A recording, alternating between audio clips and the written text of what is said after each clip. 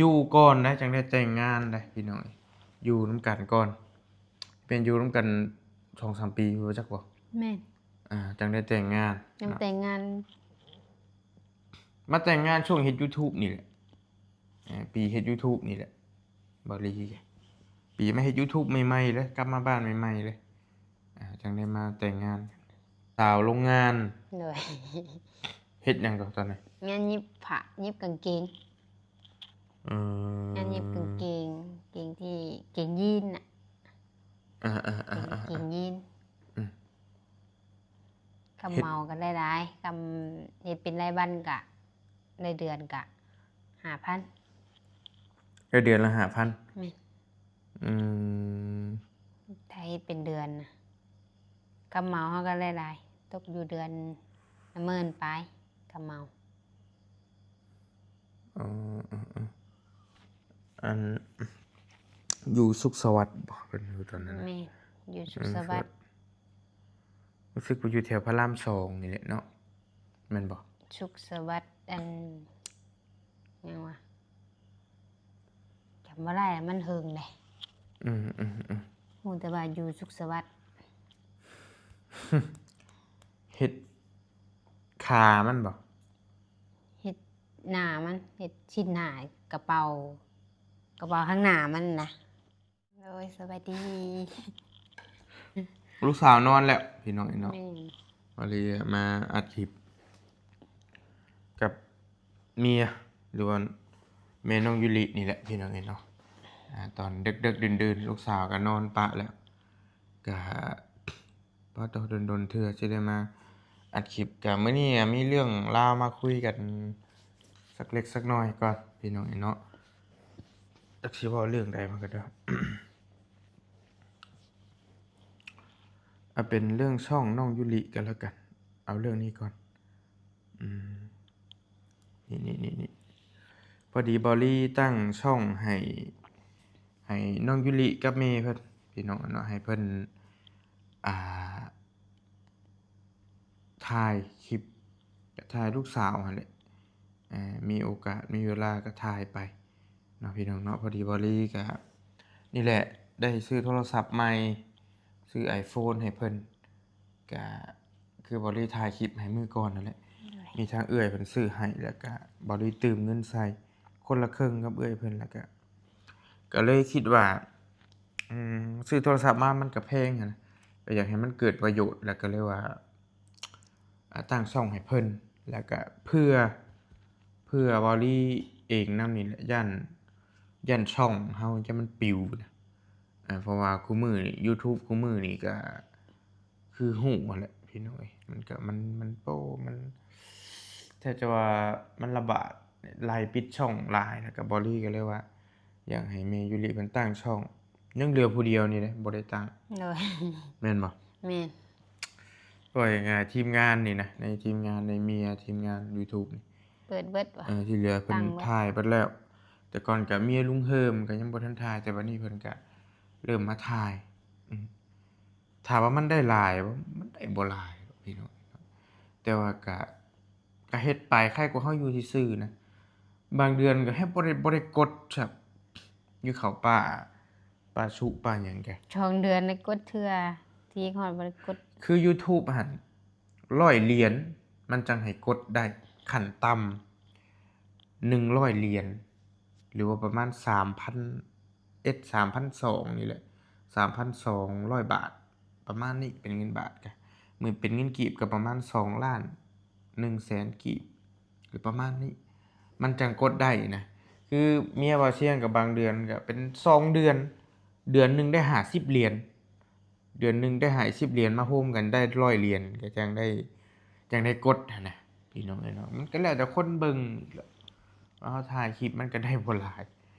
มันสุดแล้วแต่บางคนก็ได้หลายบางคนก็ได้น้อยแต่ว่าคือป้าๆเพิ่นก็บ่ได้ค่อยไปไสอยู่แต่เรือนหั้นน่ะบ่ลีก็เลยอันนี้ก็ก็บ่ได้ว่าต้องได้อย่างเดียวก็ให้เพิ่นถ่ายว่างๆเพิ่นก็ถ่ายลิ้นถ่ายหยังกับลูกสาว แล้วบอลลี่ก็คือเว่าหั่นแหละอยากเผื่อไว้อยากกันโตวช่องบอลลี่ไว้ ถ้ามันบ่เป็นหยังก็โอเคเนาะบ่ได้ตั้งช่องให้นี่แหละชื่อช่องว่าแม่น้องยูริแม่น้องยูริ Channel เพิ่นหาก็ลง3คลิปพี่น้องเอ้ยเนาะคนติดตามหาก็ได้236คนนี่เด้ ที่ แม่ ว่า น้องยูริ ที่ว่าไว้อยู่ ไว้บ่ตั้งเพิ่นลงหาก็ลง3คลิปเนาะพี่น้องเนาะก็ถ่ายลูกสาวนี่แหละเพิ่นนั่นแต่ว่ายังหลายขั้นตอนอยู่เด้อันนี้ก็ยังสิได้ยืนยันเบอร์อิหยังต่างๆอีกก็มีแต่ฝากพี่น้องเข้าไป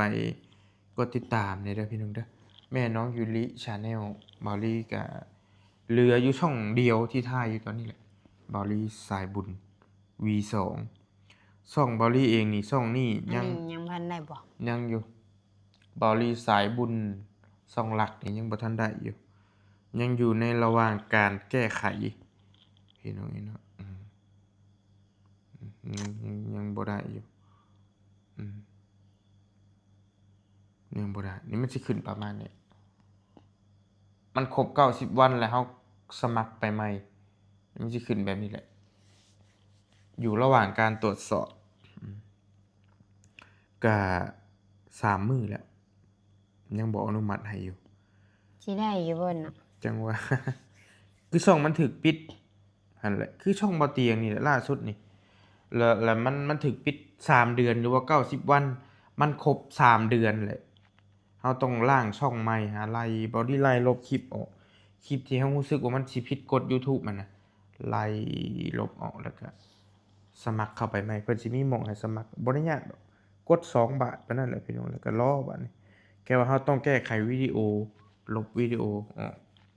เป็นยังหลายเติบอยู่เลยคลิปบอดี้กันจงไว้แต่คลิปเกี่ยวกับเป็นผู้ใหญ่หั้นนะก็บ่ฮู้ว่าเพิ่นสิให้ผ่านมื้อใดสิผ่านบ่หรือจังใดก็ลุ้นอยู่นี่ก็ได้ เดี๋ยวเพิ่นสิเปิดให้ย่านฮอดมื้ออันหยังมื้อมันปิดนั่นจ้ะ เลยมาเลย เรื่องอาทิตย์หนึง2อาทิตย์สินะเพื่อเพิ่นสิอนุมัติให้ว่า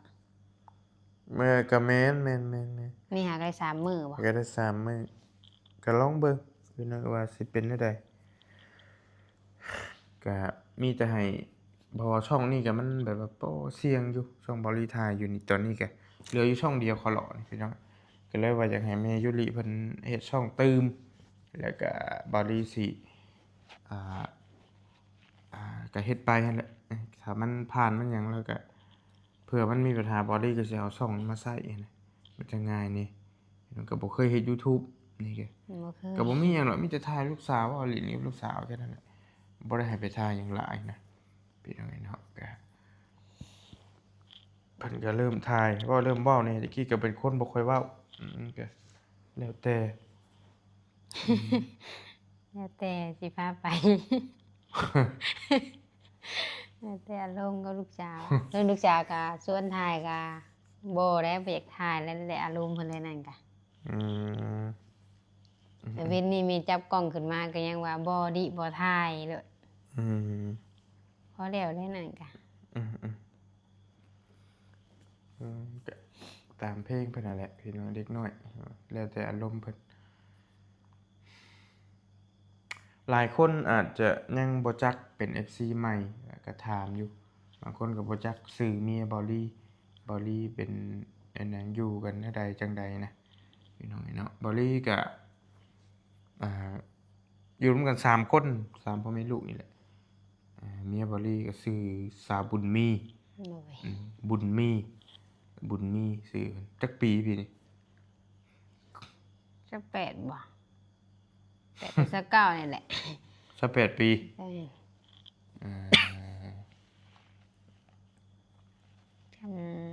อายุบ่ได้คงบ่ได้ เกิดเดือนใด บ่ฮู้ ฮู้แต่เดือนไหนวะ ยามหนาวบ่ เดือน3คือได้ยินว่ายามหนาวบ่ แม่นตอนเว้นพร้อมไหนเกิด เกิดกลางเว้น เกิดตอนเว้นไหน อืม โอ้ยกัน 28บ่หรือ29 ยินป่าว่านั่นคือว่าบ่28เข้านี่28แต่ยังบ่เต็มบ่ะ อืม ว่าเพิ่นไล่เดิ ยัง27อยู่ตอนนี้ ชาวแปดชาว เอา แป สั ด บสับแปะอ๋อโอเคแค่ว่านั่นจะเดือน3พุ่นแล้วบ่เดือน2เดือน3พุ่นแล้วติ แม่ 29ติ แม่ อืม ก็ว่ามันที่3 เดือน2สิแหละ บ่ แม่ อืม วันที่3 เดือน2บอลลี่หันกำลังสิ31 ปีพี่น้องเนาะมื้ออื่นมื้อฮื้อนี่แหละวันที่2สิงหาวันเกิดบอลลี่นะมื้อนี้ก็31แล้วบ่นี่มื้ออื่นมื้อฮื้อนะอีก2มื้อแม่นแหละถึ นี่วันที่31มื้อนี่ 31แล้วก็ถึงอีก2มื้อก็วันที่2สิงหาพี่น้องเนาะก็เป็นแบบนี้เหรอ แม่นบ่ ยังไม่เคยเข้า คือเป็นแบบนี้เนาะแล้วก็ได้นี่บ่นี่เด้ 31มันนี่นะพี่น้องเนาะเป็นวันเข้าพรรษาซะแม่นบ่ว่านี่ติ ไม่เห็นว่านี่วันที่ เออ 29 เด้ นี่ 30นั่นเด้เข้าพรรษา เชิญนะ อืม ก็พรรษาบ่ นี่ 3 วัน มื้อ อาสาฬหบูชานะแม่น นี่ไง แล้ว ก็พรรษา30มื้อแท้มัน 30 เดือนนี้มี31บ่ แม่นแล้ว เอ้ยเดือนนี้มีที่1บ่เอ้ย31เนาะ มันก็ต้องมีที่หนึ่งมันก็ต้องมีที่หนึ่งแล้วว่าเดือน เนาะ เว้ย อืม เวียนอยู่วันนี้31 31เดือนนี้นะก็ห่างกันประมาณ3 ปีคันว่านั้นแก2 ปีปลายนะบาลีห่างกับเมียบาลีประมาณตอนนี้30อยู่สิฮอด31แล้วบาลีห่างกับบ่เตียง2 ปี แต่ว่าคันว่านั้นกับบาลีห่างกับเมยุริเพิ่นนี่2 ปีปลาย3 ปีซะพี่น้องเนาะวาลีสิหลายกว่า3 ปีมาอยู่นำกันกะป้าตอจักสิว่าจักปีแล้วนี่พี่น้อง แต่ เนาะ 2018บ่ แม่นบ่ แม่น แม่นแหละ 2018เด้ ปีนี้2026เนาะ แม่น อืม 8 ปีบ่ แม่นบ่ 8 ปี 2018 8 ปีคันสิไล่ปีมันแบบกลมๆเลยก็ได้ พี่น้องนี่เนาะบริอยู่นำกันมานี่8 ปีแล้วอยู่กับแม่น้องยุริเพิ่นอยู่ก่อนนะจังได้แต่งงานได้พี่น้องอยู่นำกันก่อน เป็นอยู่นำกัน 2-3 ปีบ่จักบ่ แม่น จังได้แต่งงาน ยัง เนาะ แต่งงาน มาแต่งงานช่วงเฮ็ด YouTube นี่แหละปีเฮ็ด YouTube นี่แหละบริปีมาเฮ็ด YouTube ใหม่ๆเลยกลับมาบ้านใหม่ๆเลยจังได้มาแต่งงานพี่น้องเนาะแต่ว่าหลายคนบ่ทันจักบริก็อยู่นำกันนี่แหละ3 คนพ่อแม่ลูกแต่ก่อนก็พากันไปเฮ็ดงานอยู่ไทย นี่ก็เป็นสาวโรงงาน เลย เฮ็ดหยังก็ตอนนั้น งานยิบผ้ายิบกางเกงงานยิบกางเกงเกงที่เกงยีนน่ะเกงยีนกำเมากันได้หลายกำเฮ็ดเป็นรายวันกะรายเดือนกะ 5,000 ได้เดือนละ 5,000 แม่น ถ้าเฮ็ดเป็นเดือนน่ะกำเมาเฮาก็หลายๆตกอยู่เดือนละหมื่นปลายกำเมา อันอยู่สุขสวัสดิ์บ่เพิ่นอยู่ตอนนั้นน่ะ แม่อยู่สุขสวัสดิ์ รู้สึกว่าอยู่แถวพระราม2นี่แหละเนาะแม่นบ่ สุขสวัสดิ์อันหยังวะจำบ่ได้อะมันเฮิงเลย ฮู้แต่ว่าอยู่สุขสวัสดิ์ เฮ็ดขามันบ่ เฮ็ดหน้ามันเฮ็ดชิ้นหน้ากระเป๋ข้างหน้ามันนะคิดออกบ่ เอากระเป๋าเฮาจะส่งข้างหน้าเลย หยิบกระเป๋ามันเด้ ยิบใช่บ่ แม่นหยิบใส่หยิบกระเป๋ามันติดกระเป๋ามันอีกแล้วก็หยิบแบบมันอีกเด้แบบกระเป๋าข้างหน้าแล้วก็หยิบ เด่นปากอันนี้ อืม นั่นแหละ อ่า เพิ่นให้แบบตัวละ2 บาทบ่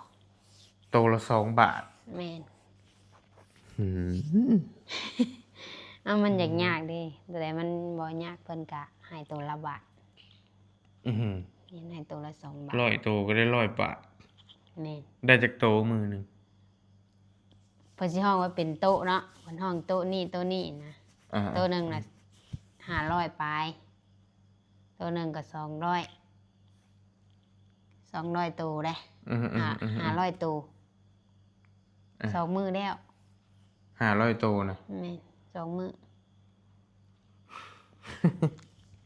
เพราะว่าเฮาเคยเฮ็ดเด้เฮาเคยเฮ็ดมันชินเด้ชินกับการที่เฮ็ดเด้ อ่า มันก็เลยไว้ คำว่า1,000 โตก็3 มื้อ 1,000 โต3 มื้อ แม่น เอาแสดงว่า3 มื้อต้องได้1,000 บาทนี่บ่สมมุติโตละบาทก็ ได้ เออ แล้วแต่ผู้ไว้ผู้ช้า อ่า เฮ็ดงานนี่นะ อืม คำ100 โตก็ได้100 บาทนั่นแหละ ยิบเป็นบ่ยิบเสือยิบหยังมีจักนี่พอได้อยู่บ่พอได้ เพราะได้อยู่ เพราะว่าเคยเหยียบมาก่อนนี่ดิ อืม เหยียบจักรน่ะ อ่า มันก็ง่ายอยู่ ลุงเฮิมก็อยู่หันแม่นบ่ แม่นลุงเฮิม บ่เสียง แม่นลุงเฮิมลุงเชียง แล้วก็ป้าเปียวแล้วก็ป้ามุ่นอยู่หันเบิดน่ะ ลุงเฮิมบ่เสียงกับครอบครัวเพิ่นน่ะอยู่หันเบิดเลย แม่ นะ นอยู่หันเบิดเลย แม่นอยู่หันเบิดเลย อยู่ตั้ง อืม หลายปีอยู่หัน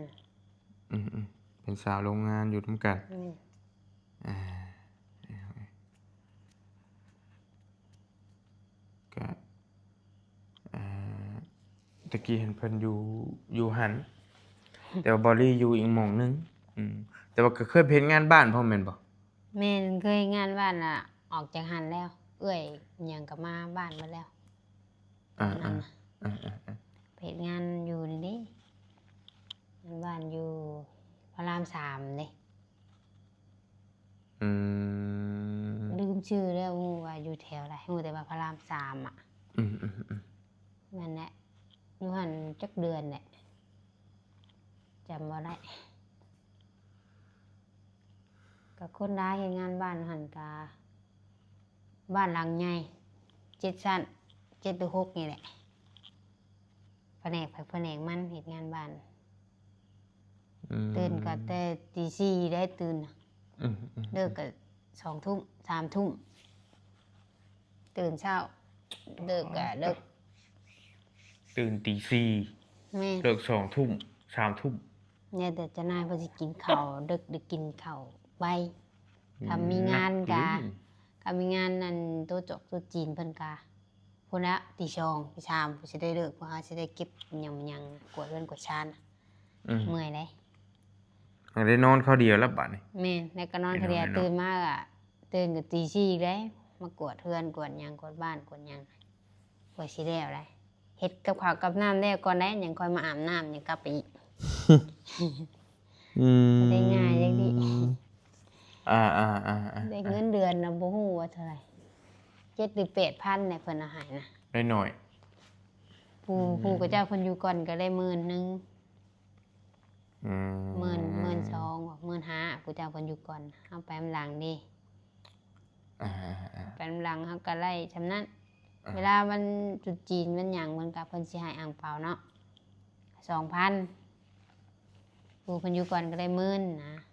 อั่งเปาต่างหากอันนี้ เวลาไปต่อบัตรต่อหยังก็เพิ่นก็ให้อยู่ให้เดือนละ 1,000ให้ค่าบัตรนะถือว่าใจดีอยู่เด้ใจดีแฮงอยู่หั่นน่ะ คนจีนติ แม่น ที่แค่เชื้อสายจีนนะก็มา แม่นจีนเบิดเลย มันก็แล้วแต่คนดอกพี่น้อยอยู่ไสก็ได้ก็ ก็ดีอยู่แต่ก็งานหลาย งานหนัก ส่วนหลายก็อยู่พุ่นแหละ คนบ้านเฮาบ่ลี่ก็ ถ้าบ่ได้มาเฮ็ด YouTube ก็สิได้อยู่พุ่นแหละพี่น้องสิได้ไปเฮ็ดงานอยู่พุ่นไปๆมาๆนะสิได้ฮุบกันไปอยู่พุ่นเบิดนั่นแหละ ตามเบาหลีเบิ่งนะอืมแทบแต่ว่าทุกคนเลยในทีมงานนี่ส่วนหลายก็ไปพึ่งพาอยู่ฝั่งไทยไปเป็นลูกจ้างเขาเจ้านั่นแหละก็สัดส่วนหลายแต่ว่าเบาหลีเองก็ในล่าสุดนี่ก็ไปขายลูกชิ้นไปขายกับสาวบุญมีนี่แหละก็บ่อยากเล่ามาหลายเล่ามาหลายมันก็หลาย เบาหลีก็ไปหลายหม้องแฮงไปเฮ็ดงานป๊าโตหลายพี่น้องทั่วทิพย์ทั่วแดนคือกันนับตั้งแต่ไปงานสวนไปเอ่ออยู่โอ้หลายน่ะไปกำแพงเพชรพร้อมกำแพงเพชรไปฉีดยาครับเรือรดน้ำต้นไม้อยู่สวนมักฮุ่งก็กล้วยนะหลายอยู่แล้วก็ต่อมาได้เข้ามาในเมืองกรุงก็ไปหลายหม้องคือกันไปอยู่บางนาไปอยู่พุ่นอยู่พี่ไปอยู่เซ็นทรัลเวิลด์แหน่อยู่ไสหลายคือกันอยู่ไปปากเกร็ดเป็นไว้เนาะก็ป๊าโตหลายปีพี่น้องเนาะแล้วก็เอ่อก็บ่ได้มาล่าสุดนั่นขายลูกชิ้นก็บ่เตียงนี่แหละขายลูกชิ้นแล้วก็ขายลูกชิ้นได้บ่2ปีหรือ3ปีบ่แล้วก็ได้มาอยู่กับแม่น้องยูริบัดนี้แล้วก็เอาเพิ่นไปขายนำเอาเพิ่นออกจากโรงงานน่ะก็ไปขายนำกันล่าสุดนี่ก็อยู่ปทุมธานีนี่แหละแล้วก็เที่ยวกันพากันไปวัดนาป่าพงจั่งรู้จักกันมาเลยก็บ่เตียงแนะนำทำอิฐก็ได้ก็มาอยู่หลังจากนั้นแล้วก็พากันมาอยู่บ้านอยู่บ้านนี่ก็3-4 ปีนี่แล้วบ่3 ปีปลายบ่4 ปีบ่อยากจื้อคือกันอันนี้ มา ก็ ต ได้ อนไหนหลังโควิดบ่โควิดมารอบ2บ่ บ่ตอนนั้นยังบ่ทันเฮ็ด YouTube อันนั้นโควิดแม่นโควิดรอบแรกนั่นมาแล้วพากันมาขายหมักนัดหมักนี้เห็นดิขายหมักนั ร ด อบ หมัก 2 นี้ อันนี้มารอบ เออ ตอนนั้นนี่ แล้วก็พากันลงไปพากันลงไปแล้วกลับมาอีกเด้จังได้มาเฮ็ด YouTube มาเด้เฮ็ดอยู่พุ่นแหละมาช่วงโควิดน่ะก็ยังบ่ทันเฮ็ด YouTube เด้ช่วง ยั นั้ ง น อยู่ พี่ ต น้ อ อน ง นั้น พากันมากักโตวแล้วก็ออกมันจะจืดจางไปแล้วก็พากันมาขายหมักนัดหรือว่าสับปะรดนั่นแหละ แล้ว ขายบางนาติ เออ ขายอันเตงอันติโอ้ย หมักนัดเบิดนั่นเด้ บ่ขายบางนายังบ่พอได้ขายบัดขายบักเตงแหละจำได้บ่ เออๆ โอ้ ๆหลังจากหมักนัดเบิดก็ไปหาหมักแตงมาขาย โอ้ยบ่ได้ขายเลย ไปหาหมักแตงมาขายแล้วก็มันขายบ่ออกเลยหมักนัดขายได้ขายดีพี่น้องหมักนัดหมักแตงขายบ่ออกเลย บ่ได้เลยรูป แล้วก็พากันบ่ไหวแล้วก็เลย พากันลงเทพ ได้พากันลงไทยไปขายเครื่องนั่นแหละขายลูกชิ้นก็อยู่หลายปี2 ปีบ่เกือบ2 ปีอยู่เด้เนาะ 2 ปี สงกรานต์ก็บ่ได้มา แม่นอยู่การบ่ได้ บ่ มา ได้มาปะปีหนึงนี่แหละแล้วก็เก็บเงินตั้งใจเก็บเงินเป็นน้องเอกก็ดิ้นรนนั่นแหละช่วงนั้นก็ได้แทบจะบ่ได้ค่อยหยุดเลยเฮ็ดเวียกก็เดือนละเทื่อเดือน2 เทื่อบ่คันอยากสิได้หยุดก็ประมาณนั้นแหละ หยุดก็บ่ได้ไปไสไปบัดเนาะ ไปวัดไปกินหมูกระทะ ไป แค่นั้นแห บั ละ ด ยังไปก็ พอดีก็มีแต่อ่าเก็บเงินนะส่วนหลายก็เฮ็ดเวียกคือคุมื้อนี้ก็บ่ได้ค่อยไปไสน้อยนักพอดีสิหยุดมีแต่ส่วนหลายก็มีแต่ไปถ่ายคลิปนั่นแหละไปช่วยเหลืออ่าดนๆสิได้ไปก็ได้พี่น้องเนาะแล้วแต่โอกาสแล้วแต่โอกาสคันว่าไปทางไกลอีหลีก็ดนๆสิได้ไปเทื่อ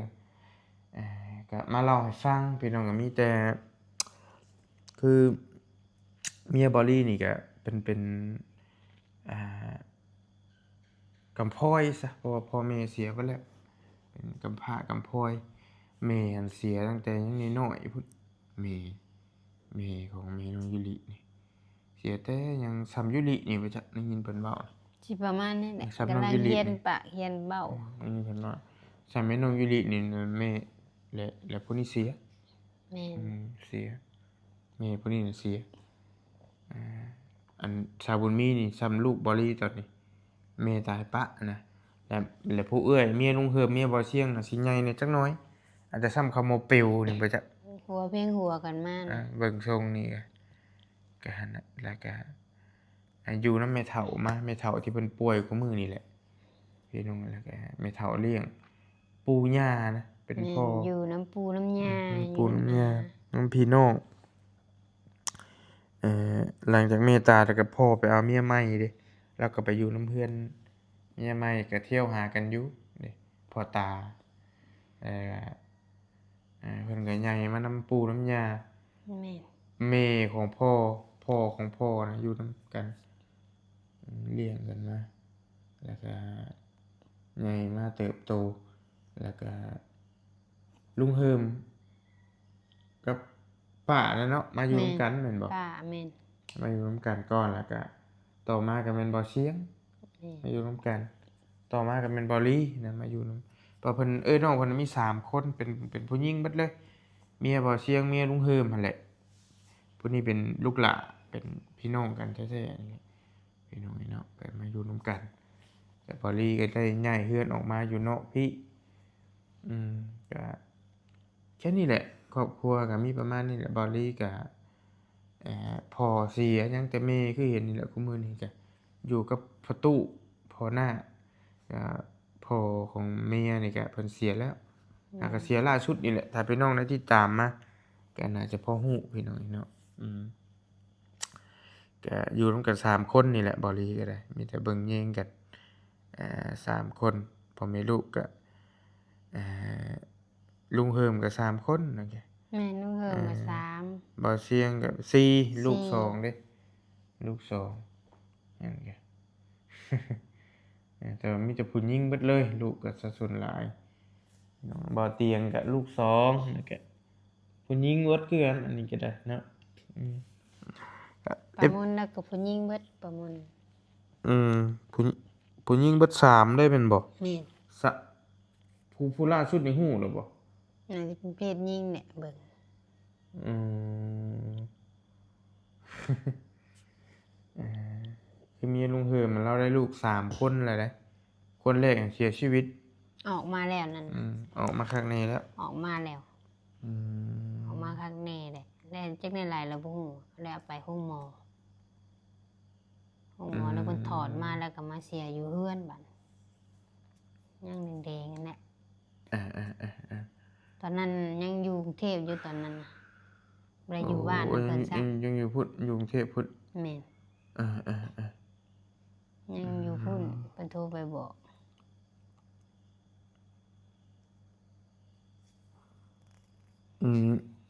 เจ้านี่อยู่พุ่น แม่น ยังอยู่พุ่นยังเป็นสาวอยู่ แม่น ยังอยู่พุ่นปามนนี่อยู่พี่อยู่บ้านพี่ แม่นประมนกับประสุกับแม่เปียวอยู่พี่ อืม ประสุนะอยู่บ้านอยู่เฮือน แต่ยังทันละประสุท่านออกจากคือท่านออกเฮือน ยังอยู่กันอยู่เฮือนใหญ่นะเพิ่นอยู่บ้านเฮาล่ะไปพุ่นอยู่พุ่นกรุงเทพเฮ็ดงานบ้านที่เว้าตอนนั้นแหละเพิ่นได้เด้เพิ่นได้ว่าเป็นผู้หญิงนั่นกะ เสียติ แม่น ต่อมาก็ อ เสี ยู่ ย น้ำ2-3มื้อบ่เพิ่นไปโรงพยาบาล อืม กลับมาโดดเปิดลมเลยบาดมาขาดมาเอาง่ายกับมาตายอยู่เพื่อน พอลีวันที่ต่อมาเป็นนี่เนาะที่อยู่ในปัจจุบันนี้ แม่นต่อมานี่ น้องนี่ใหญ่โตน้ำจบดีพี่น้องแต่ล่าสุดนั่นตอนวอรี่พาไปโรงพยาบาลก็เป็นเลือดออกแกเป็นคนแล้วแหละ แต่ว่าเสียตัวนี้บ่ฮู้ว่าเป็นหยังล่ะ2คน เพิ่นบ่อยู่นำ บ่อยู่นำ บ่อยู่นำมันน่ะ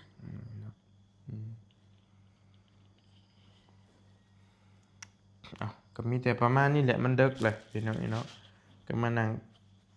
คุยนำยังตึงๆ มาบ่มานอนโต๊ะ ไปเบิ่งลูกสาวก็ได้ไปยันลูกสาว เด้อสวัสดีเด้อ เอาไม้มาไปนี่ก็ได้ โอเคนั่นแหละลูกสาวมันก็นอนในห้องพี่น้องก็ออลี่เองก็โอเคมานั่งอัดคลิปกับทางแม่น้องยูริเพิ่นโดนๆสิได้มานั่งคุยกันจริงๆเนี่ยมันมีเรื่องคุยกันยาวอยู่ถ้าสิเล่ามาให้ฟังอะนะมันก็หลาย แต่ว่านี่ก็เล่าคร่าวๆให้พี่ให้น้องฟัง หลายคนยังบ่ทันจักหั้นนะ FC เพิ่นหาก็ติดตามก็มี แล้วก็อ่าให้ฮู้นำกันพี่น้องเนาะบ่ลี่ก็นี่แหละอยู่กับเมียอยู่กับเพื่อน3คนกับลูกสาวผู้หนึ่งอืมกับพี่น้องเพิ่นก็ถามมาหลายคนอยู่ว่าสิเอาลูกอีกบ่วาลีนั่นโน่นนี่หั้นนะวาลีก็บ่จักแนวสิว่าพี่น้องถามว่าอยากได้บ่อยากได้อยู่เพราะว่ายูริเพิ่นก็บ่มีหมู่เด้อยากให้เพิ่นมีหมู่แต่ว่าก็บาปเมียในก็ปานนั้นเพราะว่าเมียก็เอ่อคนแรกนี่ต้องผ่าตัดคนที่2ก็ต้องผ่าตัดอีกคือเก่าเด้อพี่น้องเอ้ยเนาะก็เลยว่าจักสิว่าแนวใดเพราะว่าน้องยูริน่ะเพิ่นผ่าตัดออกแล้วตามเขาเจ้าว่าถ้าได้คนที่2แล้วต้องผ่าออกอีกหั้นนะแล้วก็บ่ลิก็เลยก็บาปเมียนี่อยากได้อยู่ถึงอยากได้ลูกก็บ่ฮู้สิว่าแนวใดพี่น้องเอ้ยเนาะก็ประมาณนั้นแหละฝากช่องแม่น้องยูรินำนี่เด้อพี่น้องเด้อแล้วก็มาเล่าเรื่องราวให้ฟังก็น้องแม่น้องยูริเพิ่นนี่ก็มาอยู่นำบ่ลี่ก็7-8 ปีแล้วอยู่นำกันอยู่นำเฮือนนี่แหละเนาะแล้วก็เฮือนนี่บ่ลี่เป็นคนเฮ็ดแล้วก็เฮ็ดยังบ่ทันแล้วคักแล้วก็แม่น้องยูริเพิ่นมาเฮ็ดงานนำกันช่วยกันเฮ็ดให้มันแล้วแล้วก็บ่เตียงช่วยแหน่อ้ายเพิ่นช่วยกันเฮ็ดนี่แหละพี่น้องเอ้ยเนาะก็เป็นลูกกำพร้ากำพร้อยทั้งแม่น้องยูริเพิ่นก็บ่ลี่ก็กำพร้าพ่อแต่ว่าแม่ยูริเพิ่นกำพร้าทั้งพ่อทั้งแม่เลยก็มาอยู่นำกันฮักแพงกันนี่แหละพี่น้องเอ้ยเนาะก็มีผิดเถียงกันแหน่เป็นบางครั้งคราวตามธรรมชาติก็มีแต่มาอธิบายให้พี่ให้น้องฟังหลายคนก็ถามว่าบ่ลี่กับเมียอ่าอยู่กันแนวใดจั่งใดแล้วก็สิเมียชื่อหยังอิหยังจั่งใดหั้นนะห่างกันประมาณ3 ปีบ่ลี่กับเมียพี่น้องเอ้ยเนาะแนวใดก็แล้วแต่พี่น้องเอ้ยอยู่ดีมีแรงขอบมกขอบใจหลายๆบ่ลี่ไปก่อนบัดนี้พี่น้องเอ้ยเนาะสบายดีเด้อพี่น้องเด้อติดตามในคลิปต่อๆไปมาเป็นกำลังใจให้เฮาแหน่ช่วงนี้ก็ยูทูบโป้แบบว่าเพิ่นไล่ปิดช่องหลายแรงทางไอ้เตียงนำก็ถูกปิดไปล่าสุดนี่ก็บ่ฮู้สิว่าแนวใดสวัสดีเด้อพี่น้องเด้อบ๊ายบาย